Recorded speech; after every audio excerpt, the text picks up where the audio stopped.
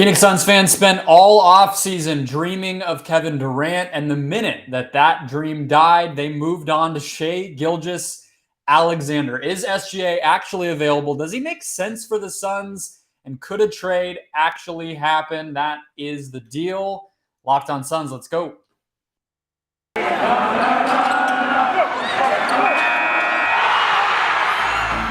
You are Locked On Suns, your daily Phoenix Suns podcast. Part of the Locked On Podcast Network, your team every day.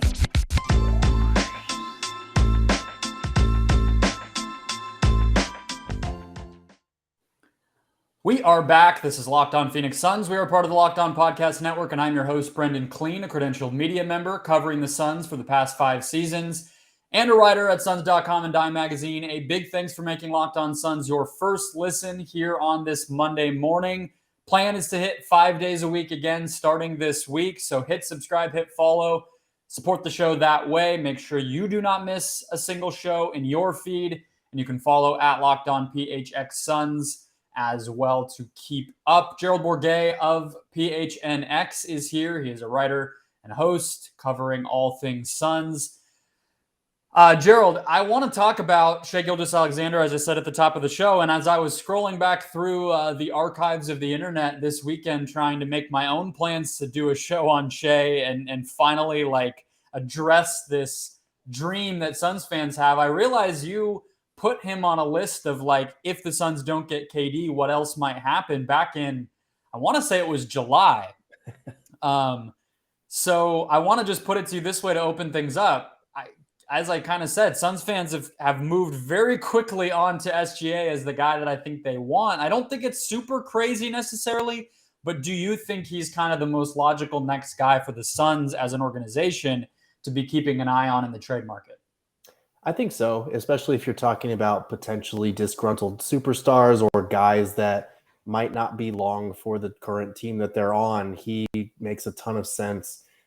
There haven't been a ton of concrete rumors about, him wanting out or the Thunder wanting to send him away yet. But it does kind of make sense if you look at their team, you look at their number 2 overall pick just went down for the whole season. What are their expectations going to be, especially as a Sam Presti-led team that loves stockpiling those draft picks? How much longer is Shai really going to want to be there? He's a guy that just kind of made sense to me as, okay, maybe we haven't heard anything yet, but he's kind of the logical maybe next guy that could become available in a couple of months or maybe at the end of the season. Who knows? He could be out there conceivably at some point in the future. Well, and a lot of things complicated too, I think, because he's had just this weird career trajectory recently. Basically, since they traded Chris Paul, he's been shut down. I mean, not officially, but basically the past 2 seasons, he hasn't gotten a lot of reps to just grow as a player, which if I was in his shoes would probably be the most frustrating element of it to me. But then from the Thunder side, they're just such a tough nut to crack. I mean, big time NBA reporters have said that. And obviously you or I are not going to be the ones to get it from the Thunder side. We will go into that a little bit, but I want to start just straight up with, is he a good fit for the Suns? Because I think that's the most important thing. That's why, part of why, I mean, KD's a once-in-a-generation player, but he also happened to be a perfect sort of positional fit and everything else for what the Suns were going to have to give up to get him and what they sort of needed. And so, for example, I don't really feel like the Suns would have had any business pursuing Donovan Mitchell. So I don't think it's just you need to go get a star no matter what. And so I think the fit here is kind of important. So I put a few notes together on the pros sort of and on the cons. I will throw my positives, why he is a good fit, out to you, and you can hit on any that I missed. It's not too long of a list because I think it's pretty self-explanatory. But one I put, he extends their title window. He's only 24 years old. He only just turned 24 too. He was a one and done guy, sort of surprisingly. Came out of college, out of Kentucky after 1 season when he was a 3 or 4 star recruit. So he's young still, and that would be a nice guy to pass the baton to after Chris Paul. Size-wise, he's 6'6", has a 7-foot wingspan, better size defensive tools and just, modern NBA type of body than anybody that has ever played next to Devin Booker. Like better than Chris Paul, better than Ricky Rubio in terms of that physical profile. You could see the Suns switching more with Shai Gilgeous-Alexander. And then the last one I had offensively, I just think he would fit in how the Suns want to play. Like he's a pretty moldable player. We've already seen him in a variety of situations, whether it was like a role player on the Clippers, kind of a number 2 on the Thunder, the number 1 on a really bad OKC team the past couple of years. But he's just sort of like a drive and kick guy. He actually gets to the basket. He shoots like 60% at the rim. Those are things that my eyes kind of light up at just in terms of how he plays basketball compared to a lot of the Suns players right now who sort of take the same types of shots. He would be a nice mix up there. So those are the top 3 that I could come up with of just why he's a good fit, somebody worth pursuing. Did I miss anything there that jumps out to you? Not really. I do think that there's the element as far as just his ability to score. He's such a crafty scorer with his footwork, and that's a useful thing in a playoff series. You look at the last couple of years, and when they've been able to focus on Devin Booker, when Chris Paul has kind of broken down, you kind of needed that other guy. Mikal Bridges wasn't that guy. DA wasn't that guy. And, maybe with Monty saying, like, we need more guys we can just throw the ball around on the perimeter and they can go get a bucket, maybe we'll see a little more experimentation on that front this season. But as of right now, like, you need a guy that you can just trust to get his own offense in a pinch. And Shai would be terrific in that regard. We'll probably talk about the cons and his short-term fit here, but long-term, a backcourt of him and Devin Booker is really good on both ends, I think. Like, that's, like you said, extending their championship window. You want to be able to look past Chris Paul and say, we feel comfortable about this guy being the long-term successor at one of the most important positions on the court. I think Shai is definitely that. Like you said, he only just turned 24, so that's, you'd have to give up one of the wings in a trade. It would either have to be Mikal or Cam and a whole bunch of draft picks. So it would cost you in that way, but you'd still have Book, Shai, probably DA, and one of those 2 wings. Like that's a damn good core 4 to build around moving forward for that could contend now and could contend 5 years from now as well.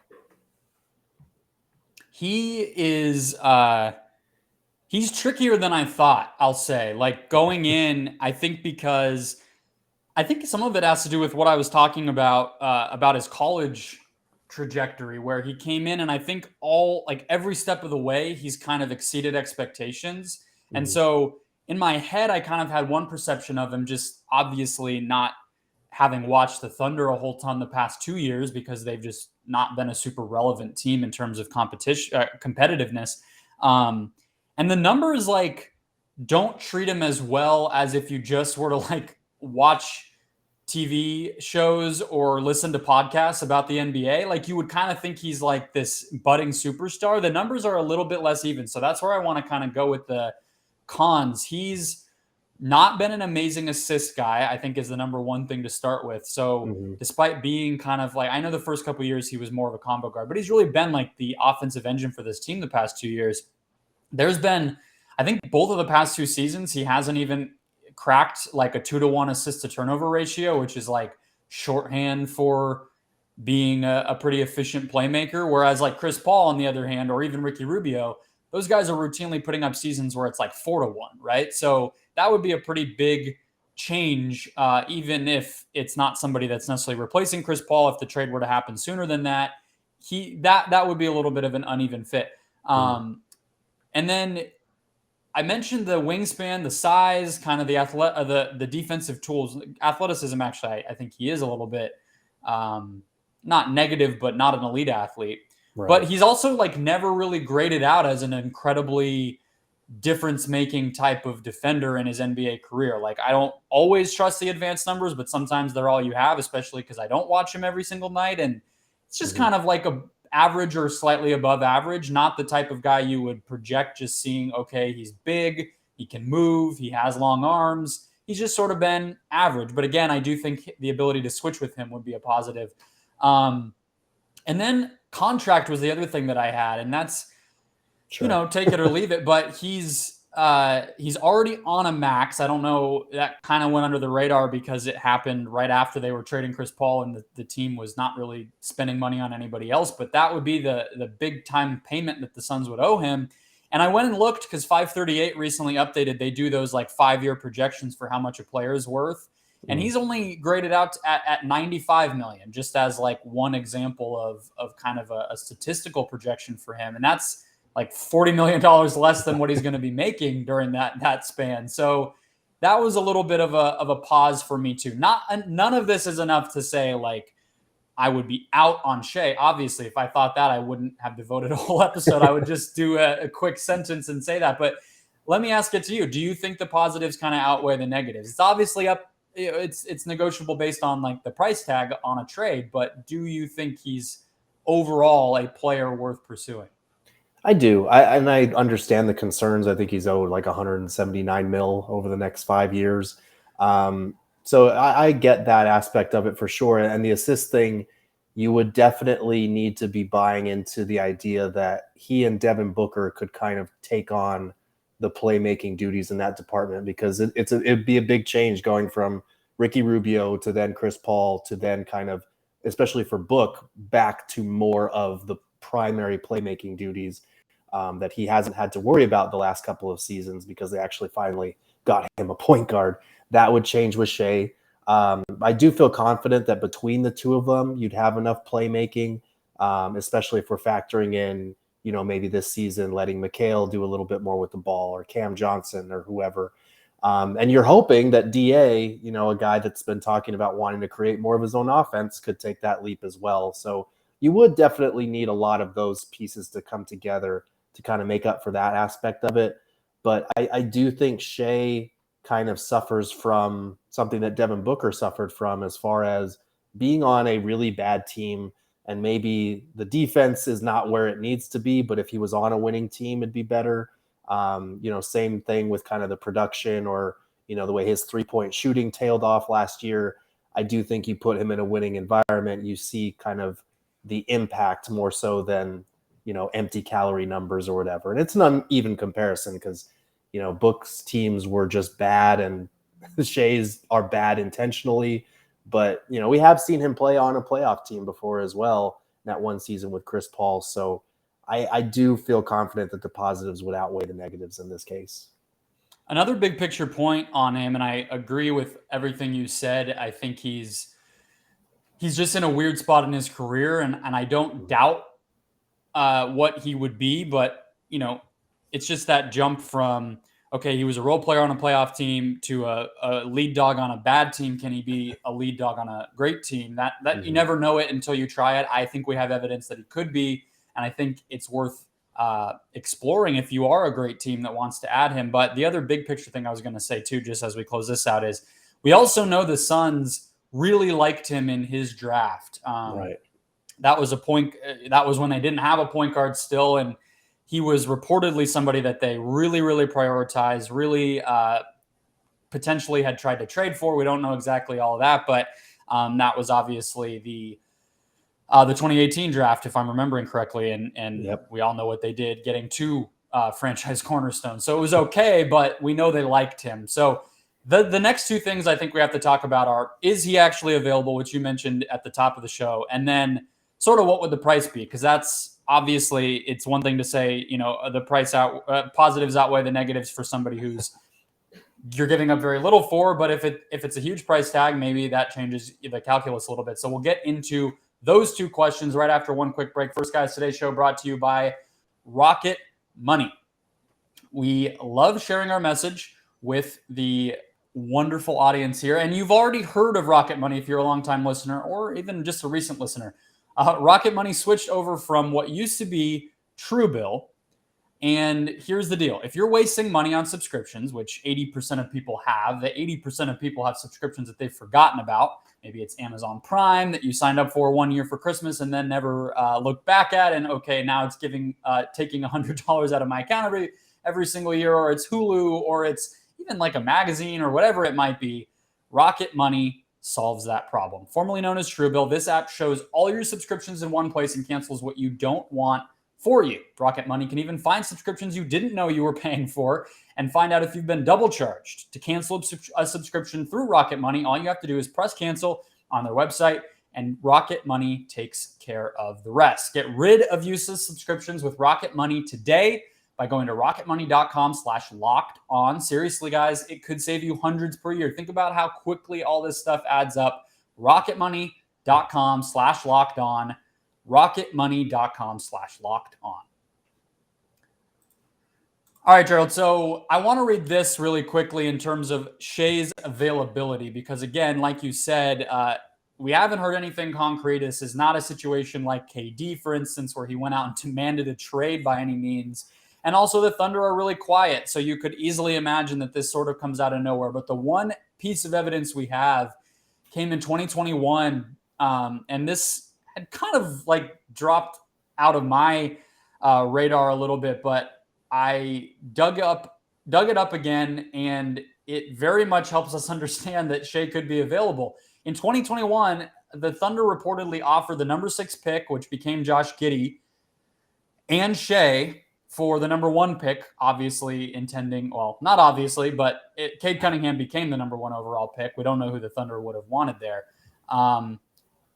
So that's a little tough to like necessarily do the math on, but in a way you could look at it and say the Thunder saw Shai plus Giddey as being equal to Cade, which to me, like if that's sort of how they were evaluating that potential, that doesn't seem like they value Shai all that highly. Plus they've benched him 2 straight years. Like, I guess I look at this and I'm kind of like, not only do I think he could be available, I don't necessarily know if they see him as some sort of like, you're going to have to give us the mother load in order to get him. It could be pretty reasonable, all things considered.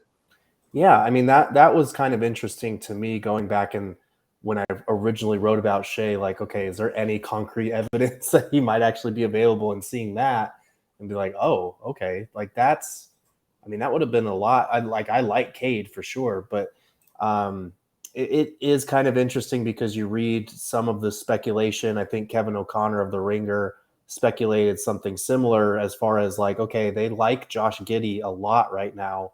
Like, are they good with moving Shai, getting out from that contract that they pretty much, you pay him that contract because you don't really have another choice. Either you're going to like pay him then and try to move him later, or you're basically telling him we don't see a future with you, it's just not how you manage stars or assets in this league anymore. So as soon as they paid him, it was kind of like one of those situations where you're like, okay, he could be that kind of max guy, but maybe not. Maybe a team that is tanking and is not going to be good for the foreseeable future doesn't want to pay him $179 million over the next 5 years. So I think that factors in as well, especially if they do like Giddey, especially with Chet Holmgren going down. Maybe if he was healthy, you could look at those 3 and look at the rest of the pieces that they have and see what you have with that group. But, is Shai going to be okay with like, damn, we just got a number 2 pick. He just went down and now we're going to be a, 20, 25 win team at best again this season. I don't know. I feel like he's a pretty competitive guy. He got a taste of playoff action pretty early in his career. So like, at what point does he just kind of get fed up and be like, man, like, Devin Booker, we're lucky that Devin Booker was as quiet and loyal about the situation that he was put in, because he had said, I'm done losing. I've never done this before for this long. Like, I want to make the playoffs, and everybody else on the outside speculated, oh, he's the next to go. He's the one that's going to ask out of Phoenix. And he never did. And thankfully the Suns turned things around and the rest was history. But like, I don't know if I see that type of 1 year turnaround for the Thunder. You look at the draft picks they're compiling, you look at their kind of 5-year outlook, and it's very much maybe in 5 years we'll be somewhere. But I don't know if Shai's going to want to wait around for that. So I do think the fact that people are speculating about him adds to the buzz a little bit.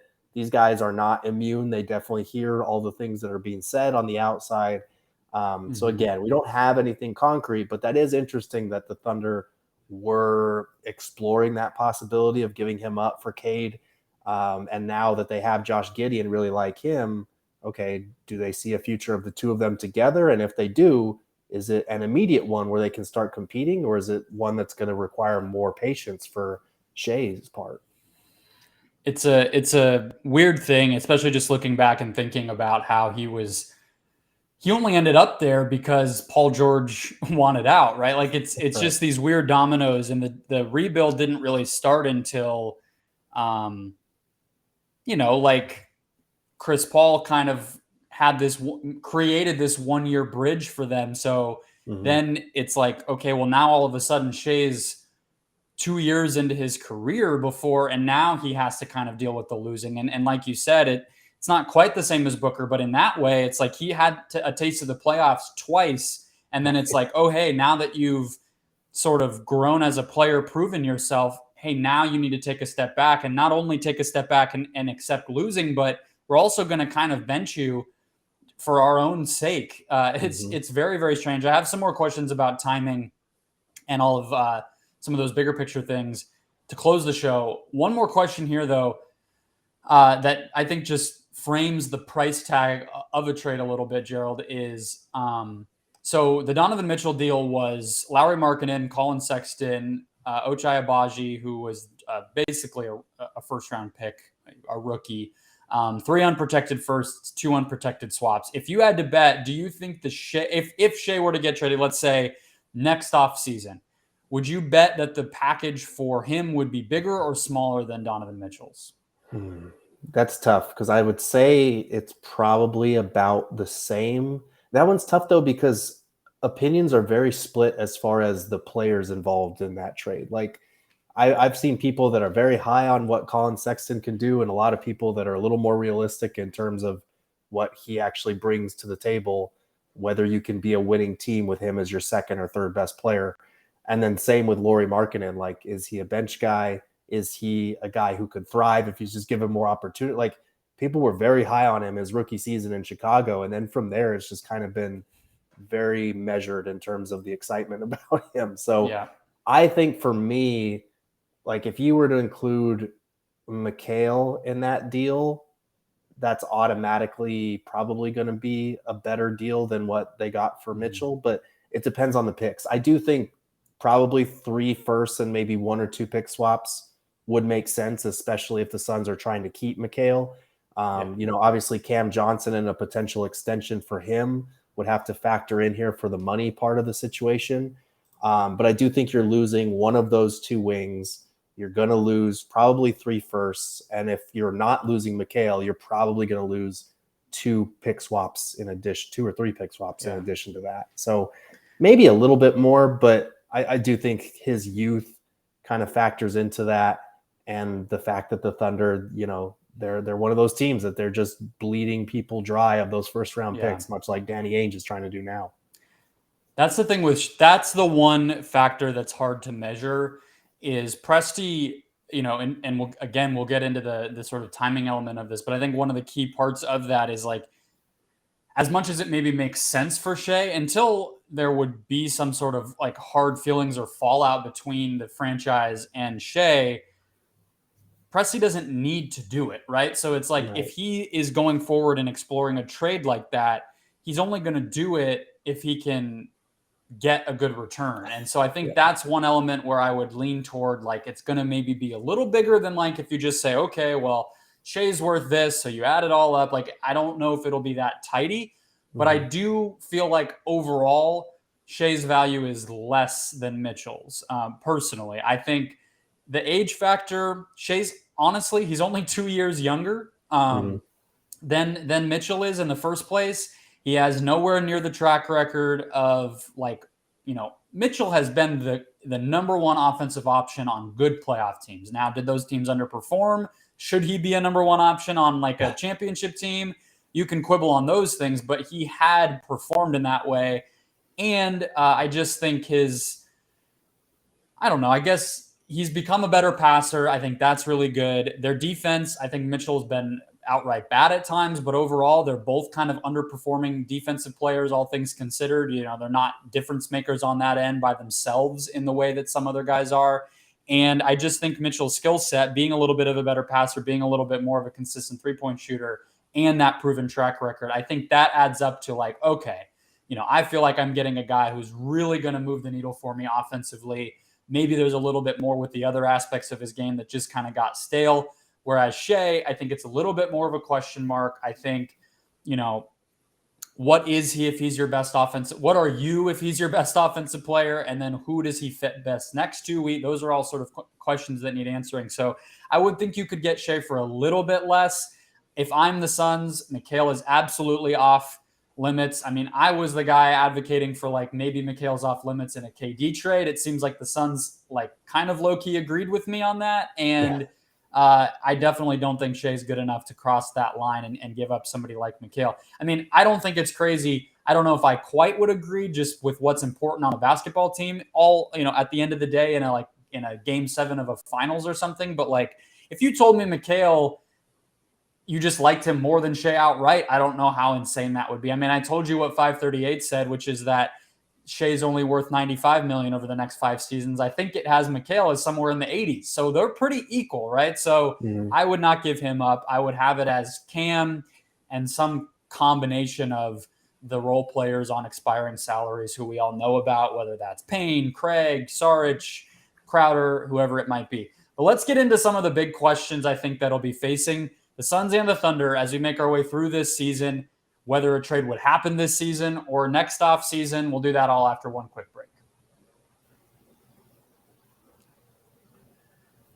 Okay, Gerald, so let's hit some of these bigger picture things to close ourselves out here. On the OKC side, I think you kind of hit on all of it, but just to reiterate, I think the big questions are, is Giddey ready to take over the offense and not have it be detrimental to the other players or to them himself, which we saw right firsthand watching the Suns try to develop talent without good guard play. I do think you kind of need to have like a minimum barrier to entry on that stuff. So is Giddey the guy who can make other guys better yet? Do they care? Are they fine to just tank anyway? And then what does Chet's injury do, right? Like, I think that's the other part of this. But am I missing anything on the OKC side there that will kind of affect their thinking outside of Shai like demanding a trade? That would force their hand, obviously. Yeah, I don't think so, because there weren't really any meaningful additions or subtractions on their front aside from the draft and a couple of extensions or whatever, which is kind of what they've been quietly doing for the last couple of years now. So it does kind of feel like, okay, who's going to make a leap? Because I like Josh Giddey a lot. He's great. I think he is the type of guy that can have an impact, but who's he passing the ball to?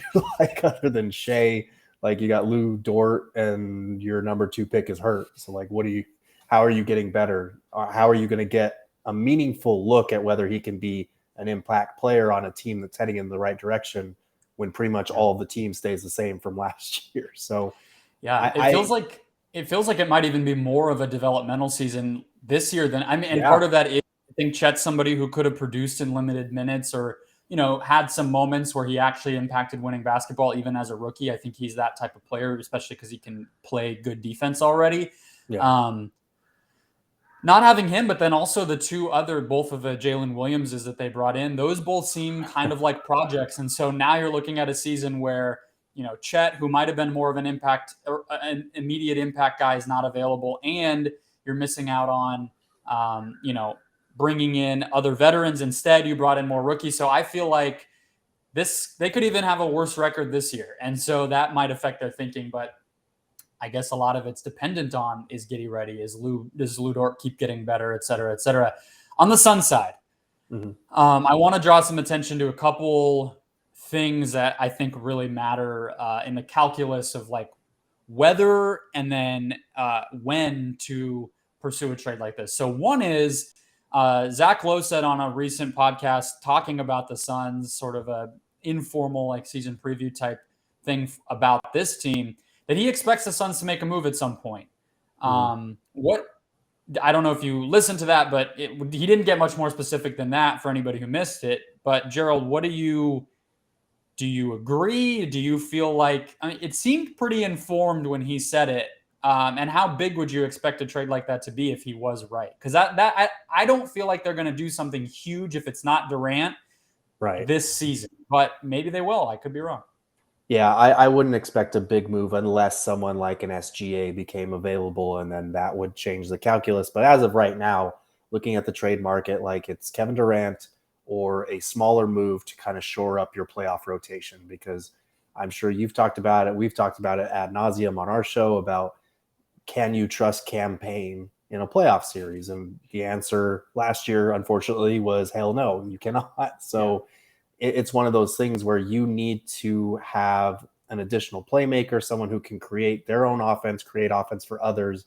I don't know that campaign is that guy. You look at the rest of the roster, it's like, okay, Dwayne Washington on a two-way contract is really good, but like, are we going to be looking to a two-way guy as an alternative to campaign if he turns into a pumpkin again?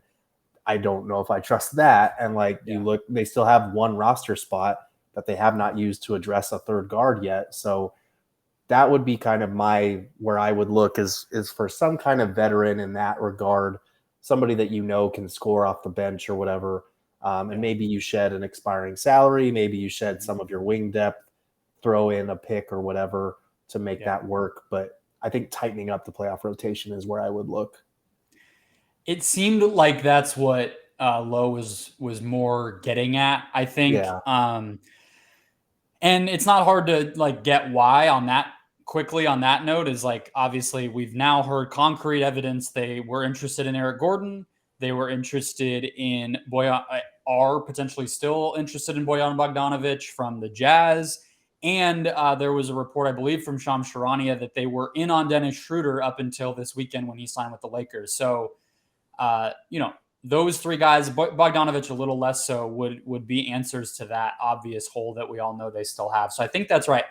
On the bigger trade side, if something were to come up, whether Durant became available again, if Shai did, meaningfully become available and the Suns did decide to pursue him, I think something to consider there, not only like in terms of, the timing, is it worth disrupting another championship type season, which this has the chance to be in order to do something like that, whatever.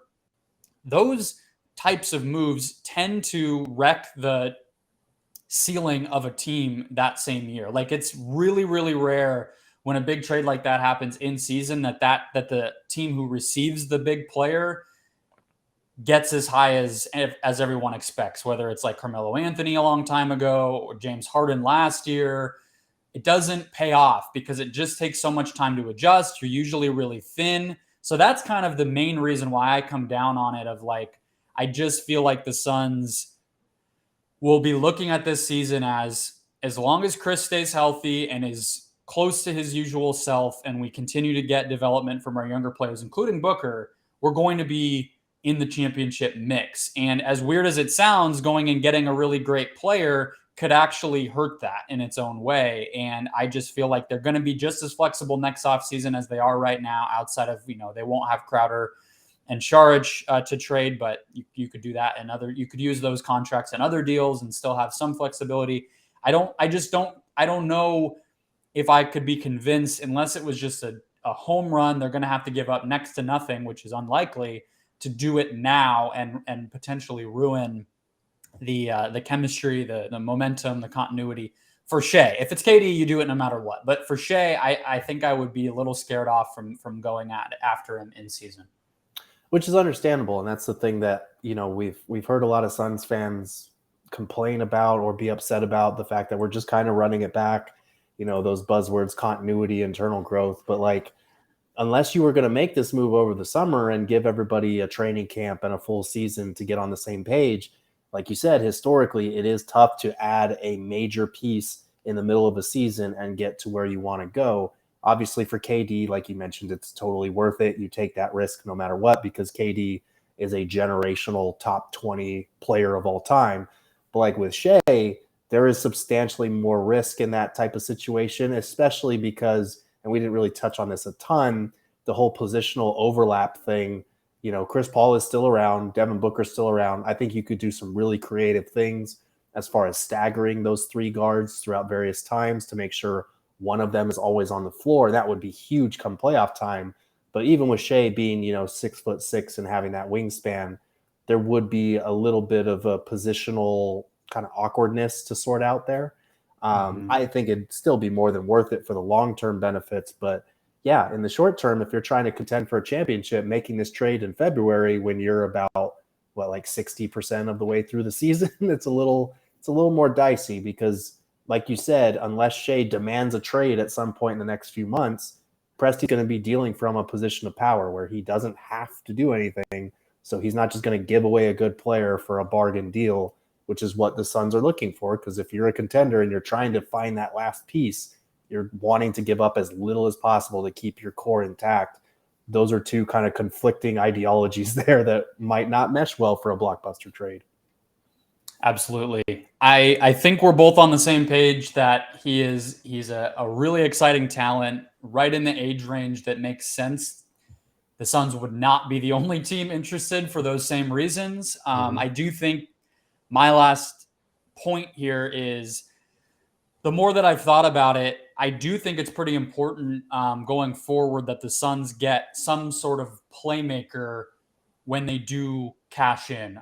It feels like they're building momentum toward the flexibility, at least, to make a big trade. I imagine at some point in time they will make one. I think it's pretty important for that to be a playmaker. So when you talk about Jeremy Grant or John Collins, in terms of, and those guys would maybe cost a little less, but I think post Chris Paul, you mentioned it with Booker potentially being forced into more playmaking. Like, you need to have the kind of structure of your team still intact if you're the Suns. And so that's another reason why Shai really appeals to me. Skill set wise, size wise, he's just a modern player. I think he has so much untapped potential. I think you have to tread lightly, not knowing if he'll reach all of that potential, but it's really tantalizing if you did have the chance to go get him. You can read Gerald at gophnx.com, listen to their Suns show, follow him on Twitter at Gerald Bourguet, and we will be back the rest of the week. I'm planning to do a rewatch of most, if not all, of both playoff series and torture myself this week. So if that's your kind of thing, but we're going to be talking lessons to be learned, not just how bad and sad everything was. So hit subscribe or follow on this feed. Make sure you don't miss a show. And in the meantime, go make Locked On NBA your second listen here on this Monday to catch up on everything else going on around the league.